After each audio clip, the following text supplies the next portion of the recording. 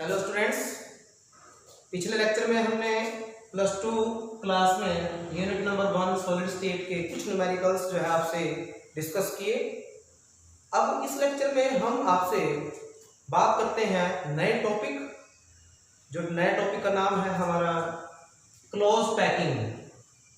बहुत नया सा जो है टर्म्स आपके लिए है ये, ठीक है। इस नई टर्म को आपने समझना है, क्लोज पैकिंग होती क्या है।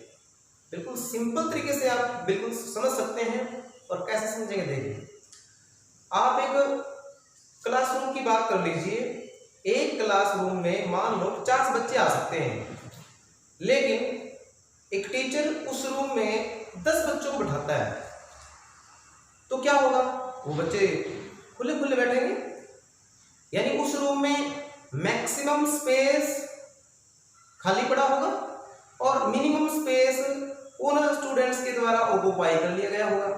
यानी ज्यादा से ज्यादा स्पेस तो उसमें खाली है और कम से कम स्पेस उसमें ऑक्युपाई किया गया है, घेरा गया है उन स्टूडेंट्स के द्वारा।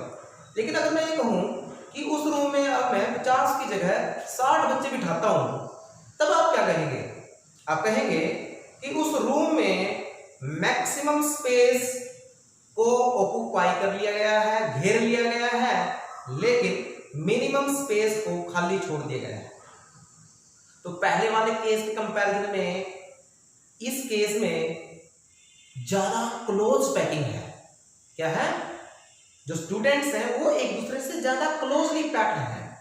पहले वाले में दूर दूर बैठे थे, लेकिन इसमें 50 बच्चे वाले रूम की कैपेसिटी वाले रूम के अंदर हमने 60 बच्चा बिठा दिया, तो वहां जो स्टूडेंट्स होंगे वो क्लोजली पैक्ड होंगे। तो आप बताइए क्लोज पैकिंग क्या होती है? इसी को तो बोलते हैं क्लोज पैकिंग। क्लोज पैकिंग में भी defined as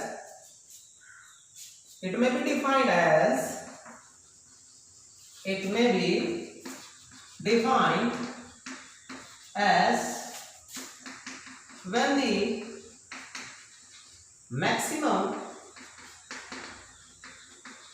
maximum space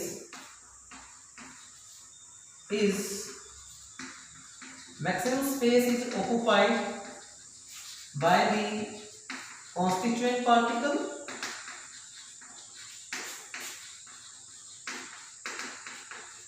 and minimum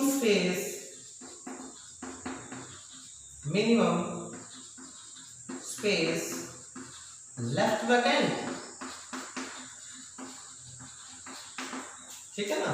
यानी मिनिमम स्पेस तो खाली रह गया, मैक्सिमम जो स्पेस है वो ऑक्युपाई कर दिया गया किसके द्वारा?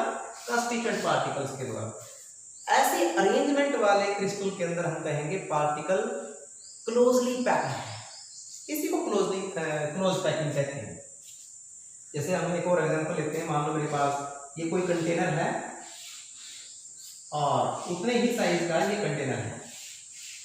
इस कंटेनर में तो पार्टिकल्स जो हैं इस तरह से बैठे हैं, ठीक है। ये बैठे हैं, यहाँ पर स्टूडेंट्स बैठे हैं सपोज करो, ठीक है। ये पार्टिकल्स आप लगा लीजिए। यहाँ पर आप कहेंगे मैक्सिमम स्पेस तो यहाँ पर खाली पड़ा है और कुछ ही स्पेस जो है इन एटम्स ने, इन पार्टिकल्स ने, इन स्टूडेंट्स ने जो है ऑक्युपाई कर रखा है। लेकिन अगर मैं ये कहूँ कि इस टोटल स्पेस में पार्टिकल्स की अरेंजमेंट या स्टूडेंट्स की अरेंजमेंट इस तरह से है, तो आप कहेंगे कि मैक्सिमम स्पेस तो जो है पार्टिकल्स के द्वारा ऑक्युपाई कर लिया गया है, लेकिन मिनिमम स्पेस ही खाली छोड़ा गया है। तो आप कहेंगे यहां क्लोज पैकिंग है। इन दोनों केस के अंदर क्लोज पैकिंग कहां है? यहां है। यहां क्लोज पैकिंग ज्यादा है और यहां क्लोज पैकिंग कम है। इसमें क्या हुआ है? मैक्सिमम स्पेस को कंस्टिट्यूएंट पार्टिकल्स ने ऑक्युपाई कर लिया है और मिनिमम स्पेस को खाली छोड़ दिया है। इसी को हम क्लोज पैकिंग कहते हैं। यहाँ क्लोज पार्टिकल्स क्लोजली पैक्ड है और यहाँ लूजली पैक्ड है, ठीक है। तो क्लोज पैकिंग किसी क्रिस्टल के अंदर 3 तरीकों से हो सकती है। Types of close packing. Types of close packing. तीन तरीकों से कौन सी हो सकती है? पहली है close packing in one dimension, close packing in one dimension, one dimension में क्लोज पैकिंग,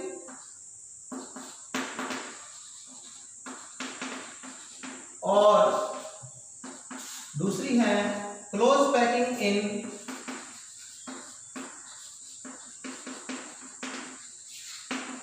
टू डायमेंशन, तीसरा है close packing in three dimension. ठीक है, तो ये हमारे पास क्लोज पैकिंग तीन तरह की है।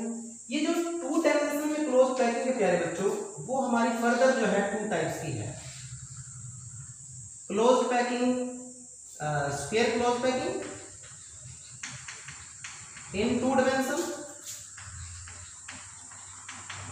और hexagonal close packing in two dimension.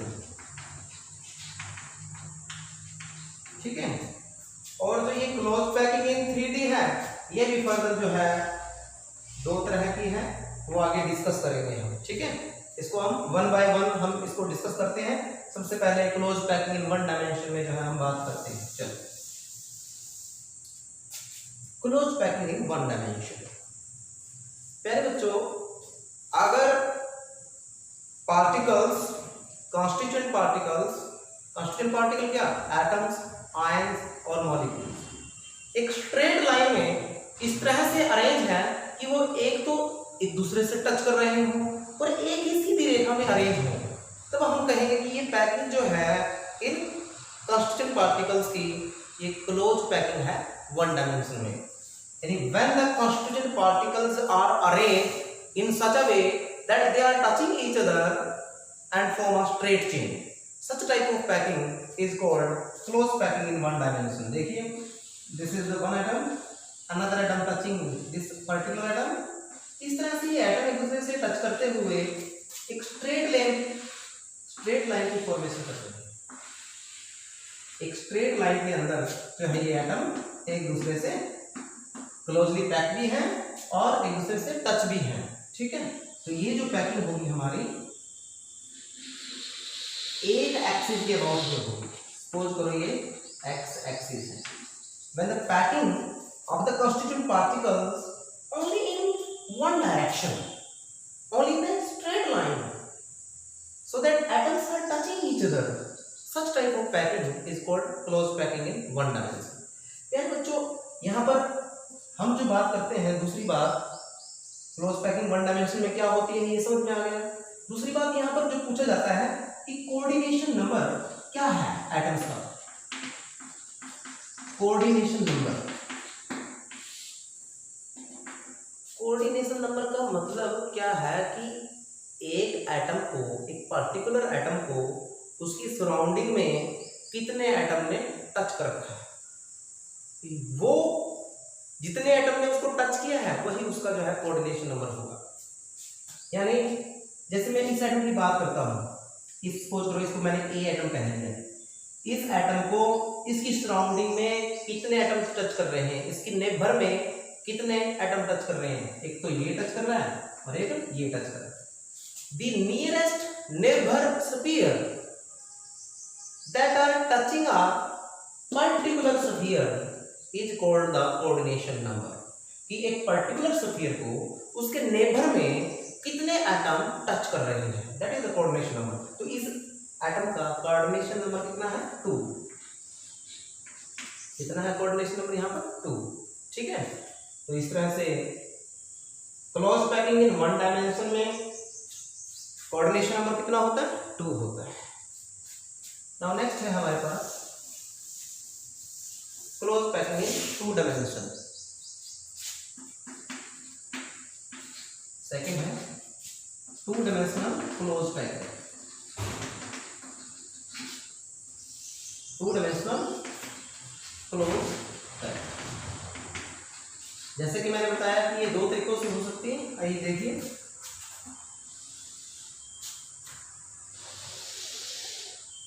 ये एक्स एक्सिस और ये वाई एक्सिस, मेरे वाई एक्सिस पे जो है एटम्स फर्स्ट लेयर में इस तरह से अरेंज है,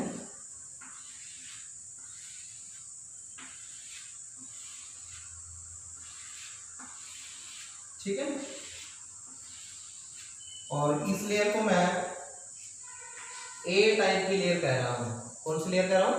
ए टाइप की लेयर, यानी ये एटम भी ए टाइप का है, ये एटम भी ए टाइप का है, ए, तो ये लेयर ए टाइप की होगी, ठीक है। This is the centre of this sphere. अब जो सेकंड लेयर रखने के तरीके हैं वो दो तरीके हैं। सेकंड लेयर में जो एटम है, ठीक आप अगर इसके ऊपर रखते हो, अगर आप सेकंड लेयर का एटम ठीक इसके ऊपर रखते हो, ऐसे एटम के ठीक ऊपर एटम रखते हो, तो ये यहां पर इस तरह की हमारे पास अरेंजमेंट बनती है।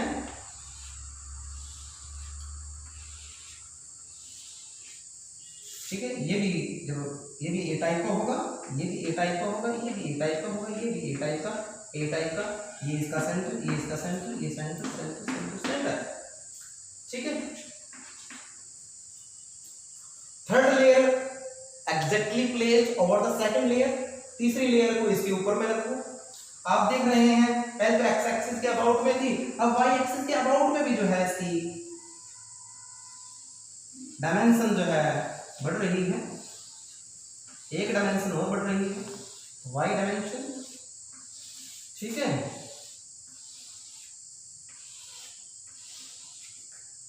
इस तरह की जो क्लोज पैकिंग है इसको हम बोलते हैं square close packing. Square close packing क्यों कहा मैंने? क्योंकि अगर आप इस एटम को देखते हो या इसको देखते हो, मान लो ये एटम हमारे पास है, इस एटम की सराउंडिंग में कितने एटम इसको टच कर रहे हैं? ये एटम टच कर रहा है नंबर 1, ये भी एटम इसको टच कर रहा है नंबर 2, ये एटम भी इसको टच कर रहा है नंबर 3, ये एटम भी इसको टच कर रहा है नंबर 4। तो इस एटम को 4 एटम टच कर रहे हैं। अगर इन चारों एटम के सेंटर को मैं ज्वाइन करता हूं,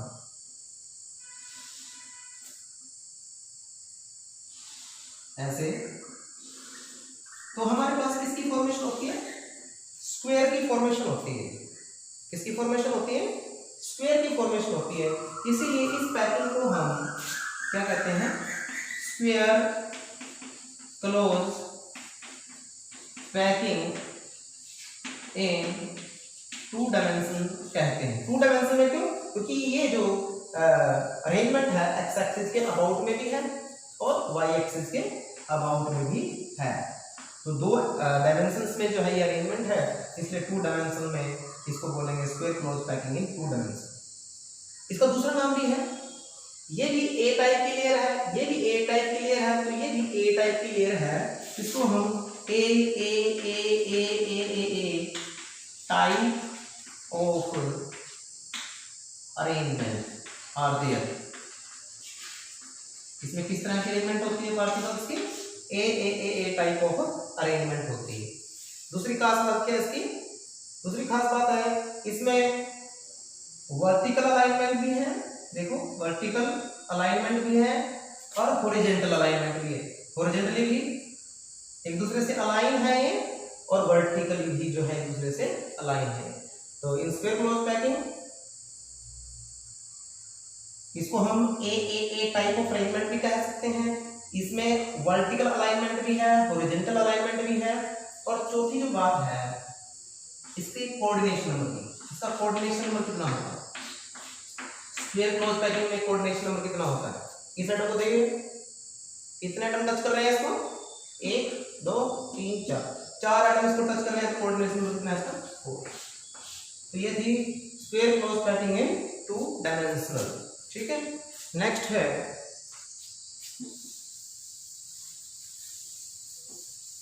नेक्स्ट देखिए 2 डायमेंशनल क्लोज पैकिंग का सेकंड टाइप।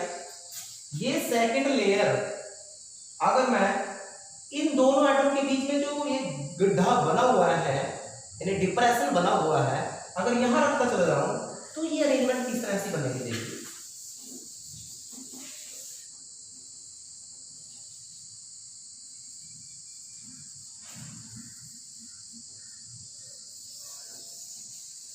देखिए अगर मैं सेकंड लेयर के जो एटम है फर्स्ट लेयर के एटम्स के डिप्रेशन में रखता हूं ऐसे,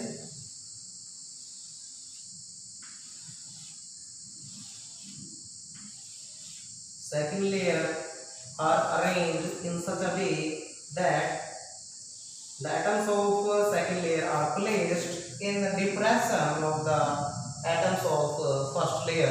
Similarly, atoms of third layer are arranged in such a way that they are placed in the depression of the second layer. second layer के डिप्रेशन में थर्ड लेयर के atoms इस तरह से अगर हम रख दें तो ये इस तरह की यहाँ पर पैटर्न आपको देखने को मिलेगी। ठीक है, अब यहाँ पर ध्यान देने वाली जो बात है, इस एटम का सेंटर और इस एटम का सेंटर ठीक है कि दूसरे के ऊपर है, इस एटम का सेंटर और इस एटम का सेंटर एक दूसरे के ऊपर है, इसका ठीक इसके ऊपर है, इसका ठीक इसके ऊपर है, देखो ये देखो सेंटर इसके ऊपर है। तो अगर आप इसको ए टाइप की लेयर कहेंगे तो ये लेयर भी कैसी होगी, ए टाइप की लेयर होगी, ये भी ए टाइप की और ये भी ए टाइप की लेयर होगी। लेकिन यहाँ देखिए इस एटम का सेंटर इसके ठीक ऊपर नहीं है, इस एटम का सेंटर ठीक इसके ऊपर नहीं है, इसलिए आप इस लेयर को कौन सी लेयर बोलोगे, बी टाइप की लेयर बोलो, बी टाइप की लेयर। ठीक है, अगर मैं चौथी लेयर इससे ऊपर जो है चौथी लेयर अरेंज करता हूं तो चौथी लेयर जो है, चौथी लेयर में जो एटम होगा उसका सेंटर किसके बराबर होगा, इसके ठीक ऊपर होगा। यहाँ जो एटम होगा उसका सेंटर एग्जैक्टली इसके ऊपर होगा। तो यानी ये ए टाइप की लेयर है, ये बी टाइप की लेयर है, ये ए टाइप की लेयर है, तो इसके ऊपर कौन सी लेयर आएगी, बी टाइप की लेयर आएगी। ठीक है, तो यहाँ पर जो अरेंजमेंट बनी है इन एटम्स की तो कौन सी बनी है, A B A B A B type of arrangement. किस तरह की अरेंजमेंट है यहाँ पर, A B type of arrangement है। दूसरी बात, कोऑर्डिनेशन नंबर देखते हैं। इस एटम को देखिए, इसको कितने एटम टच कर रहे हैं, इसको ये एटम भी टच कर रहा है, 1 2 3 4 5 और ये 6 एटम इसको टच कर रहे हैं। यानी यहाँ कोऑर्डिनेशन नंबर कितना है, कोऑर्डिनेशन नंबर हो गया 6। अब देखिए हम इसको हेक्सागोनल क्लोज पैकिंग क्यों कह रहे हैं, जिन एटम ने इसको टच किया उसके सेंटर को ज्वाइन करता हूं,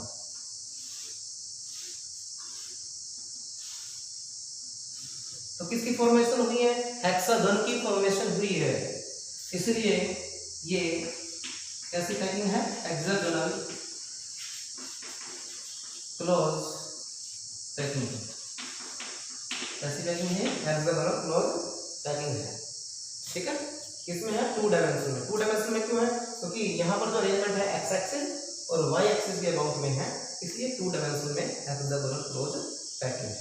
अब आप कहेंगे यहाँ हॉरिजॉन्टल अलाइनमेंट नहीं है, हॉरिजॉन्टल अलाइनमेंट तो है, सॉरी हॉरिजॉन्टल अलाइनमेंट तो है, ये हॉरिजॉन्टल अलाइनमेंट तो है, लेकिन वर्टिकल अलाइनमेंट नहीं है, क्योंकि ये एटम सेकंड लेयर का एटम ठीक पहली लेयर वाले एटम के ठीक ऊपर नहीं है, इसलिए यहाँ पर वर्टिकल अलाइनमेंट नहीं है। तो स्फीयर क्लोज पैकिंग में और हेक्सागोनल क्लोज पैकिंग में यही डिफरेंस है कि वहाँ जो अरेंजमेंट होता है स्फीयर क्लोज पैकिंग में, वहाँ ए टाइप ऑफ अरेंजमेंट होता है, वहाँ कोऑर्डिनेशन नंबर 4 होता है और वहाँ हॉरिजॉन्टल अलाइनमेंट भी होती है, वर्टिकल अलाइनमेंट भी होती है। लेकिन यहाँ जो अरेंजमेंट है A B type of arrangement होती है, कोऑर्डिनेशन नंबर 6 होता है और हॉरिजॉन्टल अलाइनमेंट तो होती है लेकिन वर्टिकल अलाइनमेंट यहाँ पर नहीं होती। ऐसी पैकिंग को हम हेक्सागोनल क्लोज पैकिंग इन 2 डायमेंशन कहेंगे। नेक्स्ट लेक्चर में हम आपसे डिस्कस करेंगे 3 डायमेंशनल क्लोज पैकिंग के बारे में। ठीक है, तो इसको अच्छी तरह से नोट करें। Thank you.